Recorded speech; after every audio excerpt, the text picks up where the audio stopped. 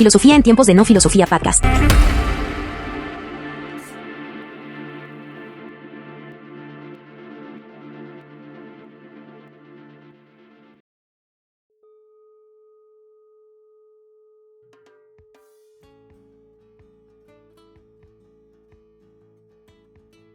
Bienvenidos al día 21 de enero de 2025 y hoy vamos a hablar de la filosofía analítica, especialmente Wittgenstein y Bertrand Russell. Y parte vamos a hablar de contexto histórico, ¿no? A finales del siglo XIX, la filosofía inglesa se encontraba fuertemente bajo la influencia del idealismo británico, desarrollado por autores como Bradley y Thomas Hill Green.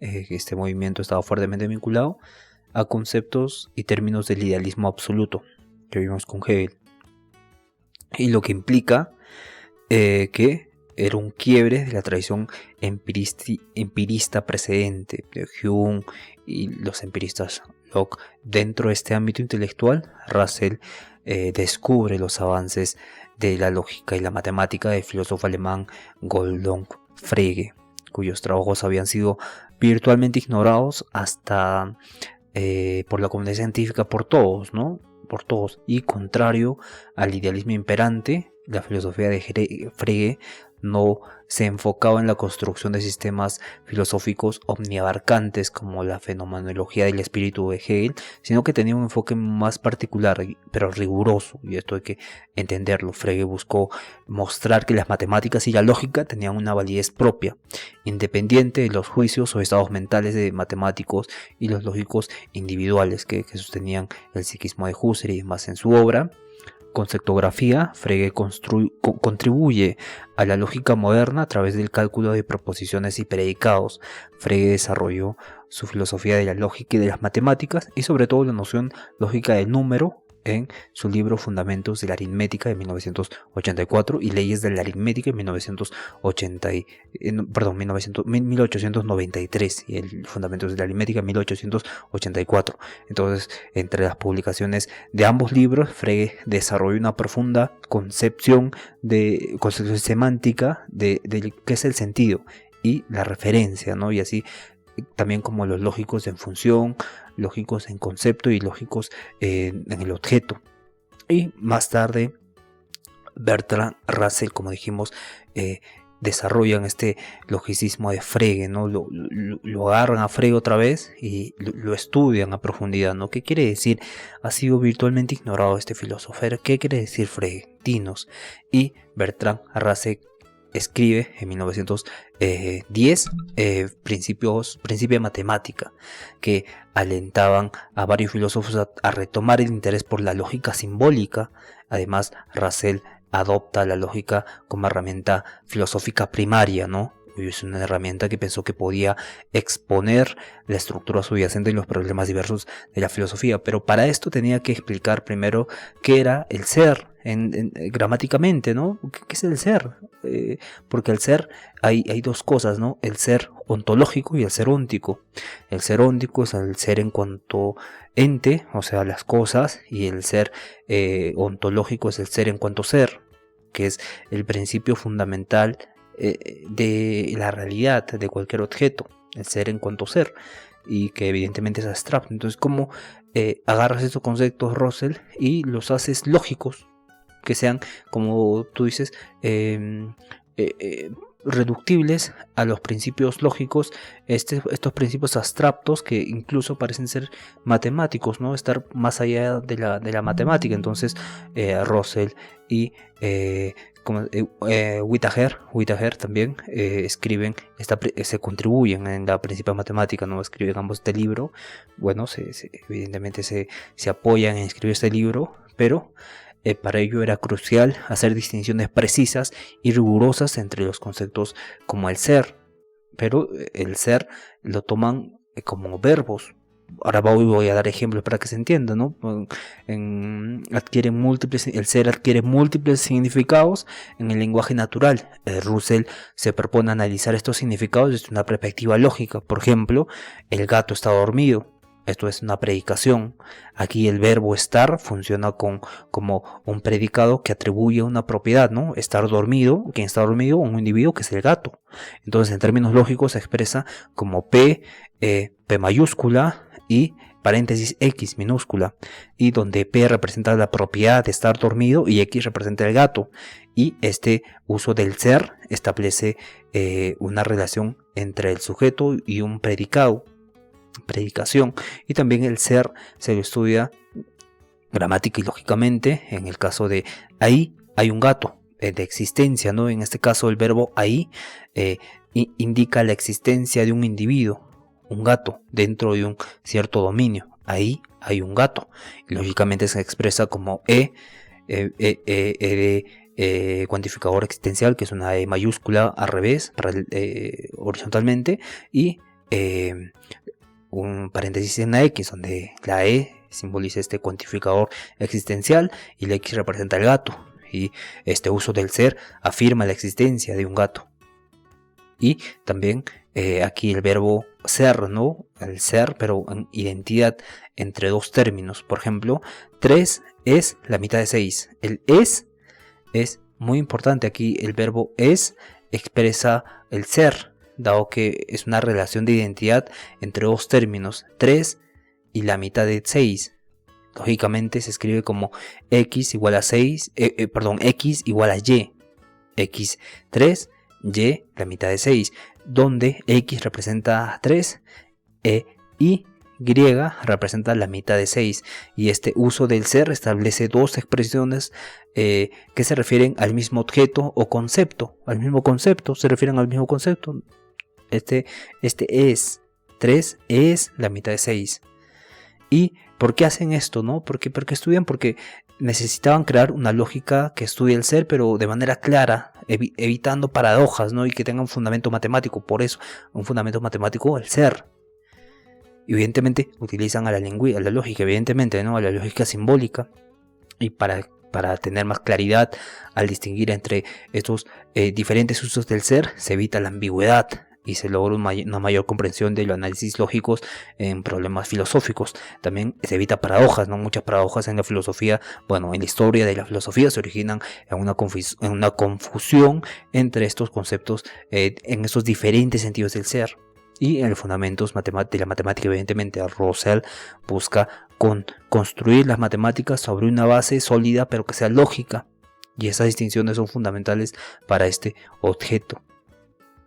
Bien, más o menos en 1910 a 1930, filósofos analíticos como Wittgenstein crean el lenguaje ideal para el análisis filosófico. Y como ya vimos, también Russell está metido ahí, donde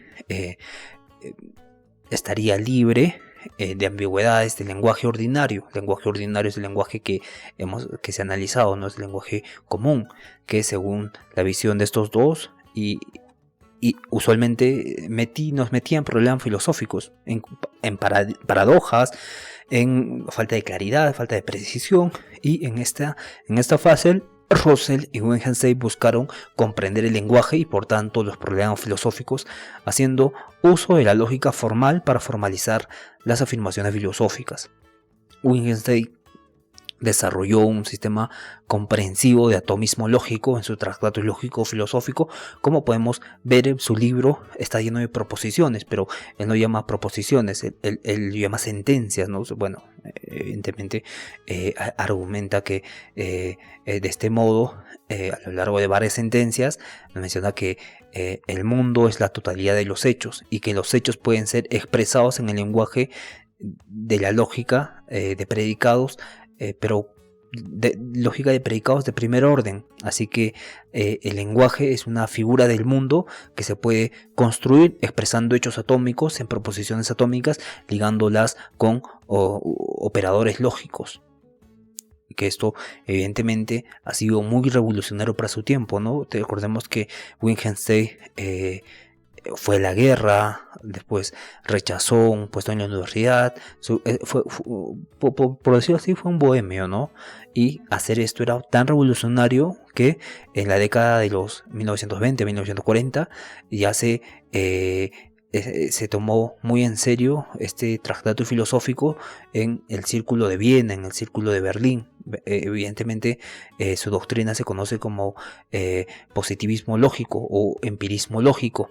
El positivismo lógico usa herramientas de la lógica formal para sostener una explicación empirista de nuestro conocimiento del mundo, y filósofos como Rudolf Carnap, Hans Reichenbach, junto con otros miembros del Círculo de Viena, sostenían que las verdades de la lógica y la matemática eran tautológicas y las de las ciencias eran aseveraciones empíricas verificables, ¿no? Y estas dos constituían un universo entero de juicios con significado. O sea, unificar la ciencia con la filosofía o con verdades lógicas.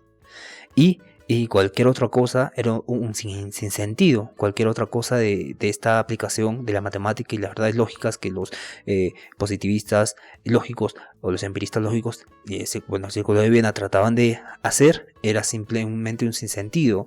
Las aseveraciones de la ética, la estética, la teología eran, de acuerdo con esto, pseudoafirmaciones, ¿no? Y no tenían ni verdades ni falsedades, sino que era un puro sinsentido, carente de significado.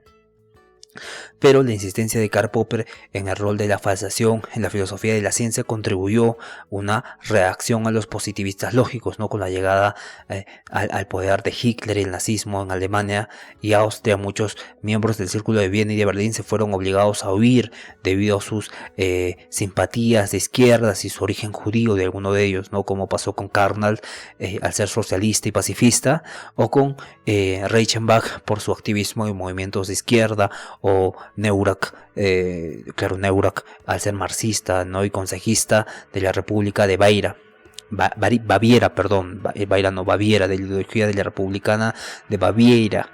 Y también Moritz Essling renunció a huir y fue asesinado por un fanático pronazi.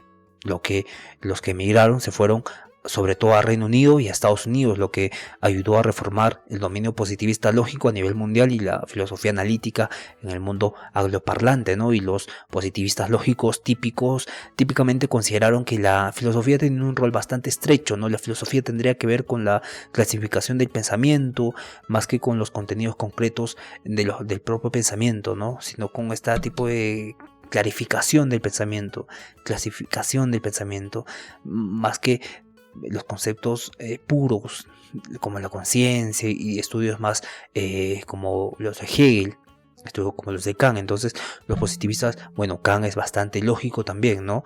Es bastante lógico, pero ahí ya habla cuando los a priori, y vamos a profundizar, no se preocupen. Entonces los positivistas lógicos adaptaron el principio de verificación o también se le conoce este principio de verificación como el principio de verificacionismo, según el cual toda aseveración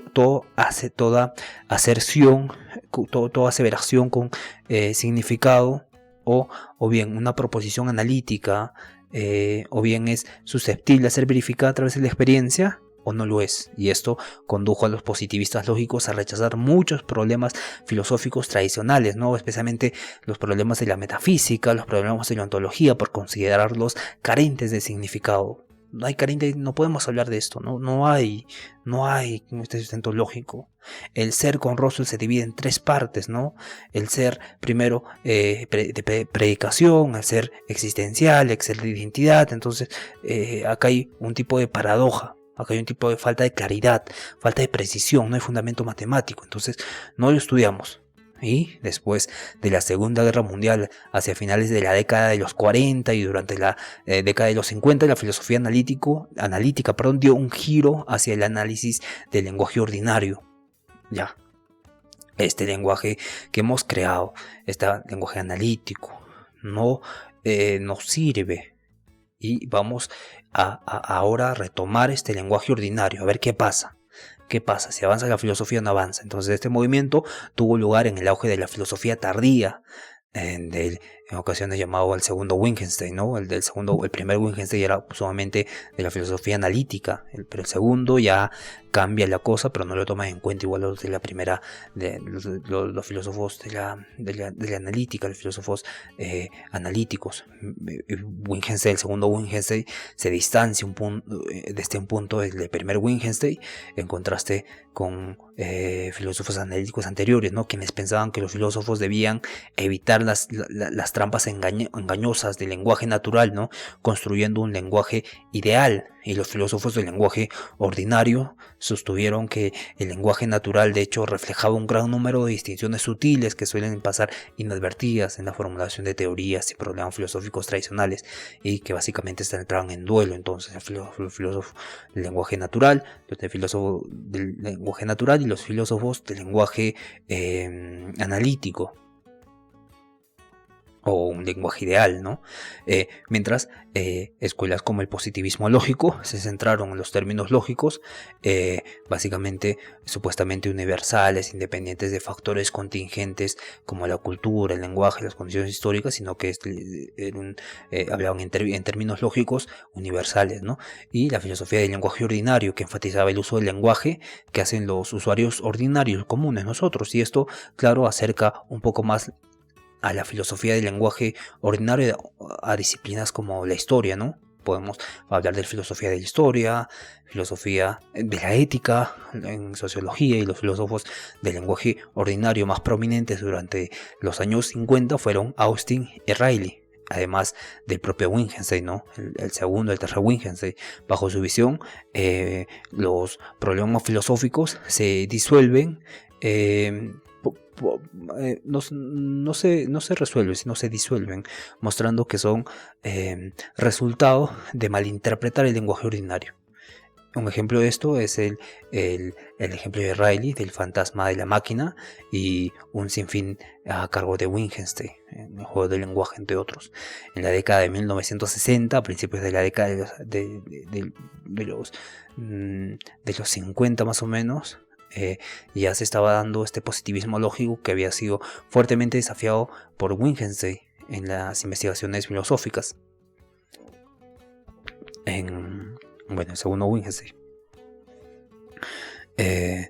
También habían varios textos que habían salido y que estaban en contra del positivismo lógico, como Wilfried Sayre con el empirismo y la filosofía de la mente, o también Quine en su libro Dos dogmas del empirismo, ¿no? Y en los 70, esto pasó en la década de los 50 hasta los 60, y en los 70, tanto el positivismo lógico como la filosofía del lenguaje ordinario pasaron rápidamente de moda, y la filosofía en la lengua inglesa comenzó a incorporar un mayor rango de interés, ¿no? Por temas y métodos.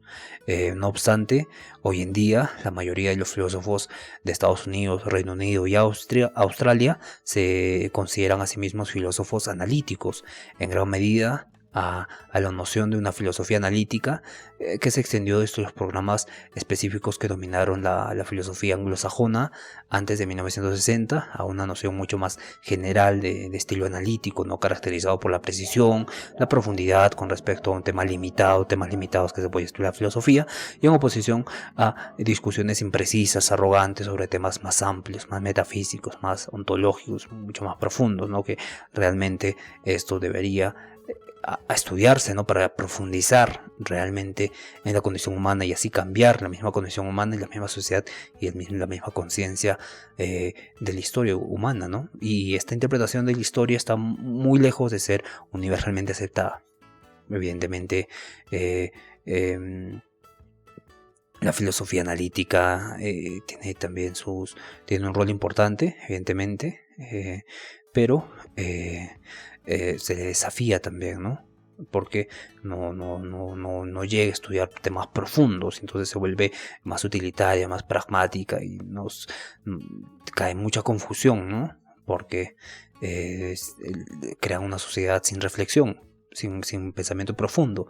Y bueno, más adelante Peter Hacker representa la visión de los seguidores de Wittgenstein cuando critica que mucha de la filosofía contemporánea, que se dice a sí misma analítica, realmente no merece ese título. De acuerdo con él, a mitad de la década de los 70, en parte por razones económicas, el centro de gravedad de la filosofía se trasladó a Gran Bretaña, a Estados Unidos, donde influía la filosofía de Wittgenstein, que nunca fue definitiva, sino que tenemos un primer Wittgenstein, un segundo Wittgenstein, un tercer Wittgenstein. Ya se habla de este tercer Wittgenstein ya cuando evidentemente ya está un poco, bueno, evidentemente y no vamos a hacer un spoiler de Wittgenstein, pero se divide en tres Wittgenstein, ¿no? Y muchos conocen al Wittgenstein primero y al Wittgenstein segundo, pero el Wittgenstein tercero es mucho más profundo. Vamos a hablar de eso, no se preocupen. Aquí, bajo la influencia del creciente prestigio de ciertos desarrollos científicos y tecnológicos como la informática, también el desarrollo de la neurofisiología y la lingüística chomskyana,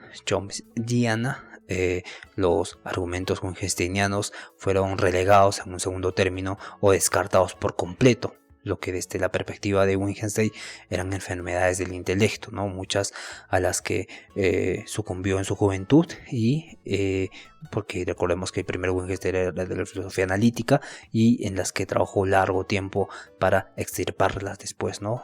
Surgieron nuevamente formas violentamente mutadas, la filosofía analítica, ¿no? Y la filosofía analítica es una corriente filosófica con fuerte presencia, sobre todo a partir del siglo XX, ya que empezó a cuestionarse acerca de varios temas que fueron susceptibles de gran crítica a partir de muchas posiciones contrarias que le habían hecho a la filosofía y a la metafísica continental, ¿no? Que también es la metafísica moderna, y por esta razón la filosofía analítica toma como puntos de partida para su análisis una serie de tópicos que ceñían a términos bastante urgentes para el pensamiento de la época: la verdad, el lenguaje, el conocimiento, entre otros. Entre los temas varios que se analizan desde los inicios de la disciplina filosófica, esta filosofía del lenguaje, podemos ver que el estudio se centraba en la lógica y la importancia en la ciencia, la teoría del conocimiento, y todos estos diferentes estudios que se articulaban dentro de un área, una forma de pensar la filosofía, ¿no? Se constituyen a partir de la filosofía analítica, ya que le dan gran relevancia a todo aquello que puede ser investigado como analizado en un mundo real, en un mundo matematizado, matematizar la lógica, ¿no? Y estos temas sí resultarían pues objeto de varios estudios sobre filosofía, ¿no? Autores muy importantes tenemos a Gordon Fred, Ludwig Wittgenstein, Bertrand Russell, William Quine, Rudolf Carnap, entre otros filósofos que armaron un cuerpo de conocimiento para sostener la disciplina de la que se hablará hoy mismo, ¿no? Que es la filosofía de analítica, la filosofía no del lenguaje, porque evidentemente el lenguaje es importante, pero la filosofía analítica es algo curioso, ¿no? A pesar de que los filósofos contemporáneos que se autoidentifican como analíticos tienen diferentes intereses, ¿no? Métodos divergentes también, ¿no? Tratan de matematizar la lógica, o sea, limitan el lenguaje, ¿no? Y al limitar el lenguaje lo estructuran en términos lógicos y para estudiar el ser, para estudiar las diferentes cuestiones filosóficas. Tratan de crear un lenguaje único, universal, que nos sirva para estudiar la filosofía. Y a menudo estas premisas han sido aceptadas por un tiempo durante la década de 50 con el positivismo lógico, pero evidentemente en la década de los 70, los 80, desde los 60 ya se va cayendo en declive, ¿no? Porque había muchos problemas que estaban surgiendo, que no podía responderse, que no encajaba, ¿no? Habían límites, ¿no? Y los límites siempre se tienen por algún margen, tienen que salir, ¿no? Hay un agujero donde siempre sale. una pregunta, ¿no? Esa pregunta que es muy importante y tiene que ser respondida, pero la filosofía analítica no podía, ¿no? Porque esos límites que le daba eran límites lógicos, matemáticos y lingüísticos.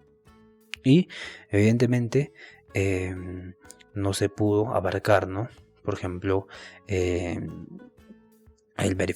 verificacionismo que mencionamos antes, que todo tenía que ser verificable, del positivismo lógico, se uniría con el conductivismo lógico, lo cual fue una teoría, la teoría más prominente de la filosofía de la mente, en la filosofía analítica, ¿no? Durante la mitad del siglo XX.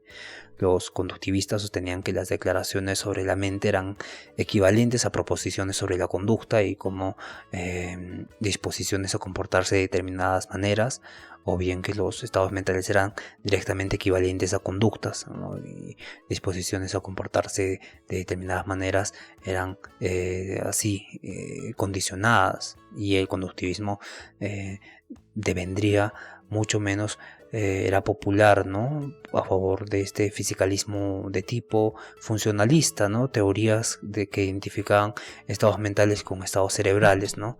Y evidentemente tuvo un desarrollo en 1968 en el libro El materialismo y la teoría de la mente, y de David Maley Armstrong, quien intentó desarrollar sistemáticamente una visión materialista pero reduccionista de la mente, y ese reduccionismo evidentemente correspondía a un tipo de verificacionismo del positivismo lógico. Y durante este periodo, temas como la mente eran a menudo fuertemente relacionados con las ciencias cognitivas, ¿no? Como la modularidad de la mente o el innatismo, ¿no? Finalmente, la filosofía analítica ha presentado un número de filósofos dualistas. Y esto, evidentemente, cuando ya hablamos de dualismo, surgen formas de propiedades mentales y propiedades materiales, o propiedades de pensamiento, propiedades extensas. Y el representante más prominente de este dualismo es David Chalmers y John Searle. John Searle sugiere que la objeción con la filosofía del lenguaje durante el siglo XX fue superada por un énfasis en la filosofía de la mente, ¿no? En la cual el funcionalismo es actualmente la teoría dominante en muchos años recientes. Ese es un foco central de la búsqueda de la mente, de la búsqueda de la conciencia en la mente, en el cerebro, mientras que hay un consenso general para el modelo de la conciencia global neural. Hay opiniones divergentes en cuanto a los detalles específicos, ¿no? Las teorías más conocidas son la heterofenomenología de Daniel Dennett, el representacionismo de Freud Debye, y también el de Michel Tai, y las teorías de orden superior como las de Rosenthal, ¿no? Quien defiende un modelo de pensamiento de orden superior, el GPEP, la OHTO, ¿no? Y David Armstrong y William Lycan también hacen este modelo de percepción de orden superior, y también sacan teorías como todas estas con este principio de dualismo, ¿no? Que ya divide el estudio de la filosofía de la mente, el estudio de la conciencia, entre los fisicalistas, los conductivistas y filósofos como David Chalmers, quien era representante de este dualismo de propiedades. Existe una posición que afirma que la filosofía analítica eludió compromisos éticos al mantenerse en una posición apolítica. Una descripción más detallada de esta afirmación sostiene que su foco en el empirismo y en la lógica simbólica significó que los pensadores, particularmente los de la filosofía analítica temprana, no tuvieran ningún entusiasmo en hacer ética. Sería con la aparición de filósofos del lenguaje ordinario que la ética regresó como área de estudio para la filosofía analítica. Los filósofos que trabajaban en la tradición analítica gradualmente han distinguido 3 niveles de reflexión sobre la filosofía moral: la metaética, la ética normativa y la ética aplicada. En la metaética durante el siglo XX tiene 2 orígenes. El primer origen es la investigación de los términos éticos, como por ejemplo bueno, ¿qué es bueno, no? O ¿qué es bien? Ya no es un bien de Platón, sino es un bien de término ético. y More en su Principia Ética de 1903, la cual identifica la falacia naturalista, porque todos los filósofos analíticos ven que estudiar más allá de la lingüística de términos era ir a conocimientos que nos llevaban a paradigmas paradójicos, no eran claros. Entonces juntó la distinción famosa de Jung entre el ser y el deber ser. Entonces la falacia naturalista fue un tema importante de la investigación para los filósofos analíticos durante esta primera etapa. El segundo origen es el positivismo lógico y su actitud de que las proposiciones que no son verificables empíricamente son sin sentido, a pesar de aquella actitud fue adaptada originalmente para promover una investigación científica y evitar elaborar grandes sistemas metafísicos, ¿no? Y tuvo el efecto de considerar los juicios de valor, o sea, éticos y estéticos, así como afirmaciones religiosas, como carentes de sentido. Pero debido a que los juicios de valor son de importancia crucial para la vida humana, devino algo muy importante para el positivismo lógico, que fue desarrollar una teoría que explicara la naturaleza y el desarrollo y, bueno, el significado de las afirmaciones sobre los juicios de valor. Como resultado, los filósofos analíticos evitaron la ética normativa y en cambio empezaron investigaciones metaéticas sobre la naturaleza de los términos afirmativos y también los juicios morales. Los positivistas lógicos consideraron que las proposiciones sobre los juicios de valor, incluyendo todos los juicios éticos estéticos, son no cognitivos. Aquello es, no pueden ser objetivamente verificables o probados como falsos. En su lugar, el positivismo adoptó una teoría ignotivista, según la cual los juicios de valor meramente expresaban actitudes del hablante. Según esta teoría, afirmar, por ejemplo, matar es malo, es equivalente a afirmar matar, o decir la palabra asesinato. Entonces, con un tono de voz de desaprobación. Y a pesar de que el no conductivismo fue generalmente aceptado por muchos filósofos analíticos, el emotivismo, que se da en este tipo de palabras, asesinato con un término despectivo, o matar, el emotivismo tuvo muchas deficiencias teóricas y explicativas, ¿no? Por lo que evolucionó a teorías no conductivistas más sofisticadas, como el expresivismo de Charles Stevenson, y el prescriptivismo universal de Hart, el cual estuvo basado en la teoría de Austin de los actos del habla. Y estas teorías tuvieron importantes críticos como Philip Foot, quien contribuyó con varios ensayos que atacaron todas estas teorías. En el artículo de Ungrounded de Hursong se cuestionó la distinción entre el ser y el deber ser, al igual que el no conductivismo. La distinción entre el ser y el deber ser y la falacia naturalista empezaron a ser cuestionadas, ¿no?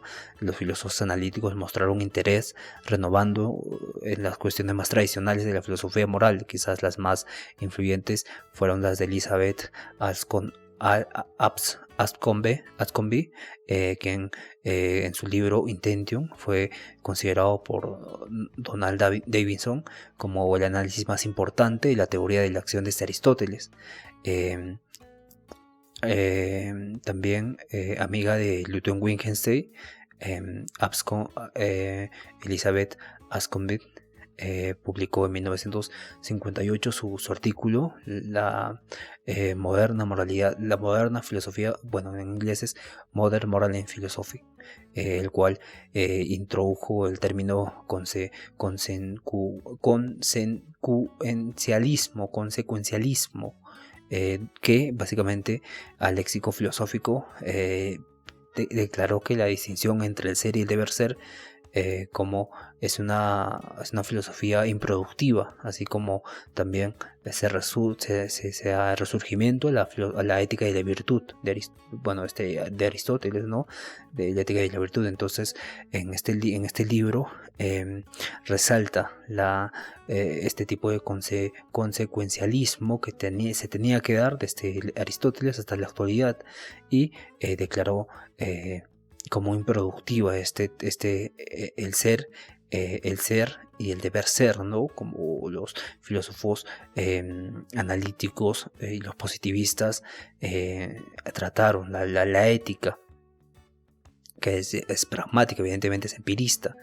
Y más tarde sale en 1977 John Mackey en La ética, investigaciones que defiende el escepticismo de la moral, ¿no? Afirmando que no hay valores objetivos, como evidentemente trataba de estudiar los analíticos, los positivistas. Entonces argumenta que algunos aspectos del pensamiento moral son relativos y que la moral objetiva requiere una característica intrínseca de acción intrínsecamente absurda. Argumentó que la rareza es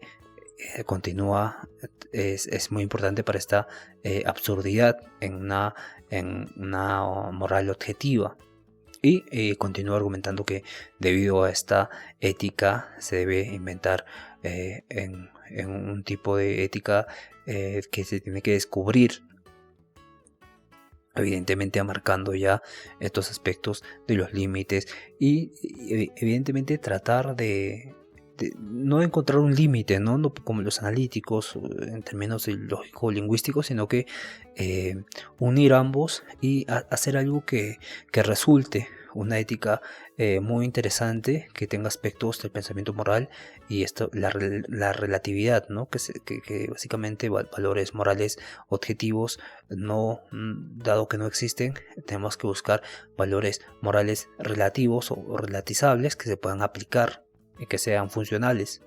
Y la primera mitad del siglo XX estuvo marcado por este tipo de escepticismo y ciertas negligencias en la ética normativa. Temas relacionados con la filosofía social y política y la estética de la filosofía y la historia se volvieron temas marginales y periféricos de la filosofía anglosajona durante este periodo, ¿no? Como ya mencionamos, la filosofía anglosajona estuvo influenciada por pensadores alemanes que estudiaron a Gottlob Frege y se fueron por este conflicto de los nazis a Estados Unidos y a el Reino Unido.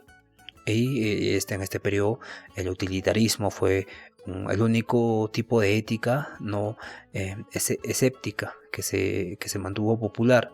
Sin embargo, a medida que la influencia del positivismo lógico empezó a disminuir a mitad del siglo, los analíticos renovaron su interés por la ética, ¿no? Publicando artículos como por ejemplo el de Aschenbach, Modern Moral Philosophy, de 1958, y provocó un resurgimiento de la ética de la virtud de Aristóteles, ¿no? Y la teoría de la justicia también de John Rawls, que se publica en 1971, que es muy interesante, que restaura el interés por la ética kantiana, ¿no? Y evidentemente la ética kantiana es lógica, pero habla muchas veces de estos a priori. Y hoy en día la ética normativa, que básicamente la ética kantiana es deontológica, contemporánea, está dominada por tres escuelas: el utilitarismo, la ética de la virtud y la deontología. Estas tres escuelas son principales para la ética. Y luego la ética aplicada, en la década de 1970 más o menos ha aparecido este campo que estudia la aplicación de los principios morales en asuntos prácticos concretos. Entonces los filósofos que siguen esta línea de la filosofía analítica ven a la ética como que se involucra a los valores más humanistas, los cuales involucran aplicaciones o implicaciones prácticas en la forma en que las personas interactúan entre sí y dirigen sus vidas socialmente. Y algunos temas de interés especial para la ética aplicada incluyen la ética ambiental y los derechos de los animales, ¿no? Y los muchos retos creados por diversos avances médicos, ¿no? Estos retos que básicamente es la eutanasia y demás, ¿no? Y en la educación, la ética aplicada también también trata temas como el castigo en las escuelas, la igualdad de oportunidades educativas y la educación requerida para el correcto funcionamiento de sistemas democráticos. Es muy interesante cómo se aplica esta filosofía analítica a todos estos aspectos, pero también en la filosofía de la religión hay este tipo de influencia de la filosofía analítica que ha sido un movimiento heterogéneo, ¿no?, frente a estos conocimientos religiosos, y algunas formas de filosofía analítica son cordiales con la filosofía de la religión, son amenas a ella, pero de hecho ha dado un tipo de formas más radicales, ¿no? Ha resultado en otras formas más radicales y hostiles para la filosofía religiosa, y también esta filosofía religiosa ha sido muy hostil a la filosofía analítica. Al igual que el estudio de la ética, la filosofía analítica tendió a evitar el estudio de la filosofía de la religión, en gran parte rechazando un campo entero como hizo el positivismo lógico, ¿no? Dado que las afirmaciones pertenecientes a la metafísica eran considerados sin sentido, el declive del positivismo lógico renovó el interés por la filosofía de la religión, incitando a filósofos como William Upstone, John Meek, a Alvin Plantinga. Después tenemos a Anthony Fleck, no solo para introducir problemas nuevos, sino también para volver a estudiar temas clásicos como la naturaleza de los milagros, los argumentos sobre la existencia de Dios, el problema del mal, la racionalidad de creer en Dios, conceptos de la naturaleza de Dios y más, ¿no? Filósofos como Norman Malcolm o Alvin Plantinga reabrieron la pregunta acerca de la validez y la solidez del argumento ontológico, adaptándolo a una lógica modal. Entonces se resucitaron argumentos islámicos a favor de la existencia de Dios, ofreciendo una defensa contemporánea del argumento cosmológico de Kalam. Sin embargo, Richard Wagner propuso un argumento teleológico basado en la probabilidad bayesiana del universo: si hay un Dios, que si no hay un Dios, que si no lo hay. Entonces, por otro lado, Plantinga, Mike y Flex debatieron la validez lógica de la defensa del libre albedrío, ¿no?, como forma para solucionar el problema del mal. Upstone trabajó en la naturaleza del lenguaje religioso dentro de la filosofía analítica del lenguaje, y Adams trabajó en la relación entre la fe y la moral, y la metafísica y la epistemología analíticas formaron la base de un número de argumentos teístas filosóficamente sofisticados, ¿no?, como la epistemología reformada de Plantinga.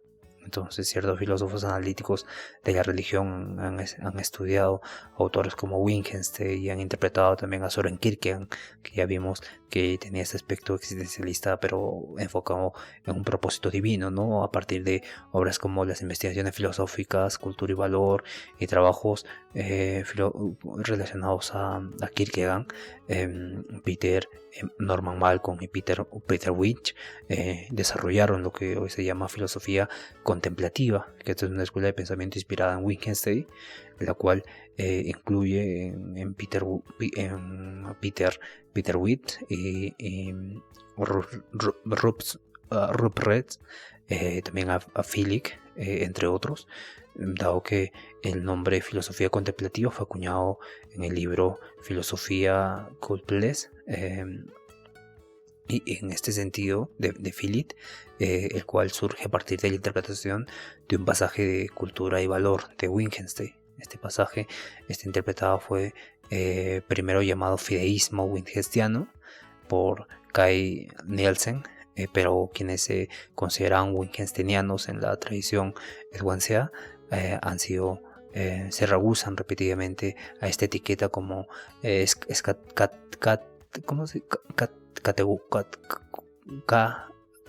caricaturizar, ¿no? Una caricaturización del pensamiento de Wittgenstein, o sea, no tomarlo en serio a Wittgenstein. Respondiendo a esta interpretación, Kai Nielsen y Felix se volvieron dos de los filósofos más prominentes de la filosofía de la religión de Wittgenstein, y también algunos filósofos anglosajones han reinterpretado a Tomás de Aquino, inaugurando el tomismo analítico, ¿no? Como por ejemplo Aldant, que este tomismo analítico ya es un tipo de modificación, ¿no? Más cientificista de los argumentos ontológicos. Y evidentemente esta escuela no ha parado de trabajar, en estos problemas difíciles, ¿no? También en la filosofía política, la filosofía analítica con John Ralph, quien es, aparte en la década de los 50, hace un escrito, ¿no? Dos conceptos de reglas y la justicia como equidad. Entonces, en su libro La teoría de la justicia de 1971 produjo este tipo de teoría liberal egalitarista, ¿no? De la distribución de la justicia distributiva. Y esta obra fue pronto respondida por Robert Nozick, quien en su libro Anarquía, Estado y Utopía produjo una influencia en la crítica a Ralph y una defensa del libertarianismo de libre mercado. Y Isaac Berlin también tuvo una influencia duradera tanto en la filosofía política analítica como en el liberalismo, ¿no? A partir de su artículo Dos conceptos de libertad, el consecuencialismo libertario también debería mucho la tradición filosófica de la analítica. Esta filosofía analítica, ¿no? Se vuelve una tradición, y durante las décadas recientes también han habido varias críticas al liberalismo, como las críticas feministas de Carol McKinnon y Andrea Dworkin, donde las críticas comunitaristas de multiculturas, ¿no? Se unen con Amy Guntan y Charles Taylor. Y a pesar de que no es un filósofo analítico, también se une ahí el autor el filósofo Jürgen Habermas, que es más un polémico, es un importante filósofo dentro de la filosofía analítica contemporánea, evidentemente, pero tiene este aspecto de mezcla entre las ciencias sociales, el marxismo, el neocantianismo y el pragmatismo americano, ¿no? Habermas. Y también se puede hablar entonces de este tipo de marxismo analítico con Habermas. Sin embargo, ya no estaríamos haciendo introducción, estaríamos desarrollando, ¿no? Y evidentemente más adelante también se creó un tipo de metafísica analítica, ya con David Armstrong y David Lewis, filósofos que estudian las teorías como los universales, la causalidad, la posibilidad, la necesidad, los objetos abstractos y demás. Y hay un enfoque también muy importante en los estudios de Wittgenstein en su Tractatus Lógico-Filosóficos, ¿no? Porque es un tractato que evidentemente se lo sigue estudiando hasta el día de hoy, porque es demasiado complejo, pero a la vez es fascinante que haya tenido esta iniciativa de crear un solo lenguaje universal para la filosofía. Pero evidentemente el segundo Wittgenstein, el tercer Wittgenstein ya se estudian a profundidad en este tipo de filosofía analítica, que estaba en contra del primer Wittgenstein, el propio Wittgenstein. Es muy interesante también, ¿no? Evidentemente la filosofía analítica en la ciencia fue muy importante, porque Karl Popper ha sugerido, ¿no?, la falsabilidad para desmarcar la distinción entre ciencia y pseudociencia. Y las discusiones de la filosofía de la ciencia duran todo el siglo XX, ¿no? Estuvieron dominadas por las teorías del constructivismo social y la relatividad de la ciencia. Thomas Kuhn también con su formulación de los cambios de paradigma, y Paul Feyerabend,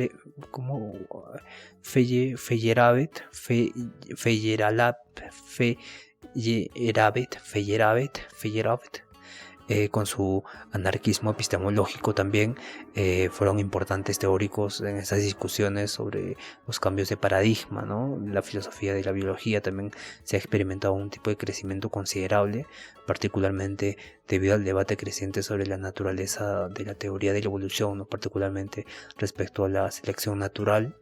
Y el libro, bueno, se estudia el libro de Darwin, pero también Daniel Dennett escribe el libro La peligrosidad de Darwin, donde en 1995, que es una defensa importante al neodarwinismo, ¿no? Y algunos filósofos de las ciencias actuales, como por ejemplo Alexander Rosenberg, Larry Laudan, Michel Friedman, son algunos de los pocos que defienden este tipo de neodarwinismo, ¿no?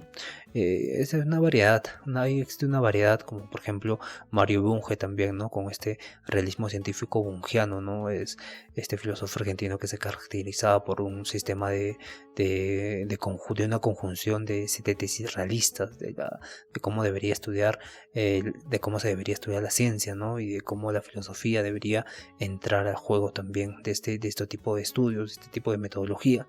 De ahí que Bunge llame también realismo a su especie de versión de realismo científico, porque siempre va de la mano de la tesis ontológica materialista.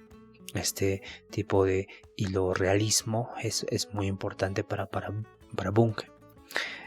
Ya centraría el tema de la epistemología como un tipo de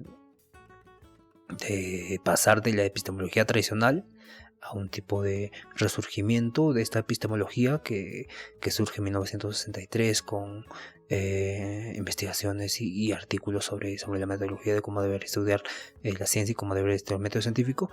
Pasas a un tema de la filosofía analítica, y una gran parte de las investigaciones actuales en la epistemología consisten en la búsqueda de un criterio que evite los contraejemplos que se presentan en el modelo tradicional, como el conocimiento de la creencia verdadera y si esta es justificada, ¿no? Y también incluyendo el desarrollo de las teorías de justificación para acomodar los contraejemplos y dando alternativas al modelo de la creencia verdadera.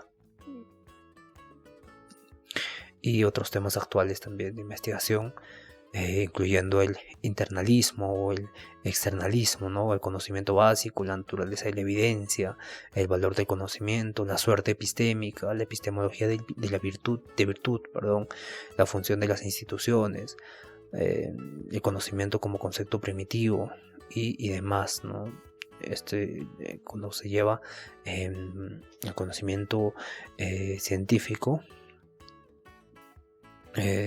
simplemente se da un conjunto de vocablos contingentes que las personas abandonan y adoptan con el tiempo, de acuerdo con las convenciones sociales y su utilidad, un tipo de métodos científicos ya neopragmáticos, donde Richard Rorty aboga por una nueva forma de pragmatismo. Critica abandonar estos relatos representacionistas del conocimiento y el lenguaje que nos conduciría a un estado mental al que se refirió como ironismo. Sino ya no hay que llevar a la ciencia un tipo de ironismo, sino que vamos a incorporar este pragmatismo con el naturalismo de Darwin, que creía que sin los relatos representacionistas o también las metáforas no se podía avanzar, ¿no?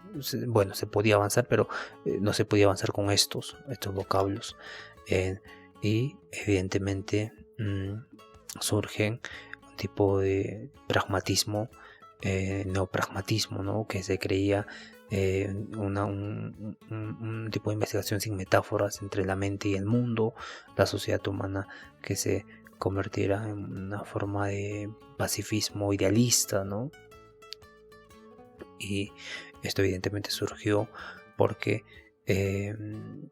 recordemos que el evolucionismo menciona que según la evolución los mejores sobreviven, entonces se vio este tipo de evolucionismo donde llegaríamos a un punto donde la sociedad sea completamente evolucionada y llegaríamos a un pacifismo, ¿no? La sociedad humana llegaría a este tipo de pacifismo, pero esto cae en un ironismo, ¿no? Y evidentemente trata de hacer estos estudios de naturalismo darwiniano sin metáforas, sin representacionalistas, ¿no? Sin hacer representaciones, en otras palabras.